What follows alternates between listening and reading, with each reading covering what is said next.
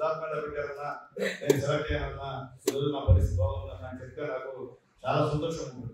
ఎందుకంటే వాళ్ళందరూ కూడా పాపం కోటేశ్వర లెవెల్ మన దగ్గరికి రాదు. వచ్చేది పేదవాడు, నిరుపేద, మధ్యతరగతి ఈ 3 కేటగిరీలకే ఉద్యోగాలు. మిగతా వాళ్ళు డబ్బు ఉంటాయేమో, ఉద్యోగం చేసినా చేయకపోయినా ఉంటే డబ్బు ఉంటుంది కాబట్టి కట్నం ఇచ్చి పెళ్లి చేస్తారు, కోట్లు ఉంటాయి, ఉంటాయి. కానీ పేదవాళ్ళు లేదా పరిస్థితి. మనం ఇప్పుడు దాకా చేసినటువంటి మన తల్లిదండ్రులని మనం చూడాలంటే ఖచ్చితంగా మనం కూడా ఏదో ఒకటి అవసరం, ఏదో ఒక జాబ్ ఉంటే మన తల్లిదండ్రులు చూసినట్టు కృతజ్ఞతగా వాళ్ళని కూడా చూడగలుగుతాం. అది కూడా లేకపోతే ఇబ్బందికరమైనటువంటి పరిణామం. ఆ ఉద్దేశంతోనే నేను ఈ జాబ్ మీద పెట్టాలనుకున్నా.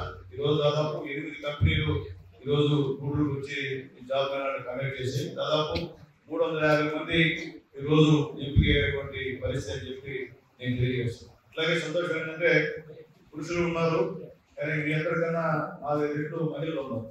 అంటే ఆంధ్రప్రదేశ్లో మహిళలతో ఎప్పుడు కూడా పైచి ఏమిటన్నా కానీ, ఎందుకంటే మహిళలు అనుకుంటే ఏమైనా చేయగలుగుతాం. ఎందుకంటే పెద్ద పెద్ద యుద్ధాలు జరిగాయి మహిళల వల్ల, నేను పెద్ద ప్రముఖాలు కాబట్టి మహిళలు అనుకుంటే ఏదైనా సాధిస్తారు. ఈరోజు మన ముఖ్యమంత్రి నారా చంద్రబాబు నాయుడు గారి యొక్క ఆశయం ఉండేది మహిళలు ముందడుగు వేయాలి.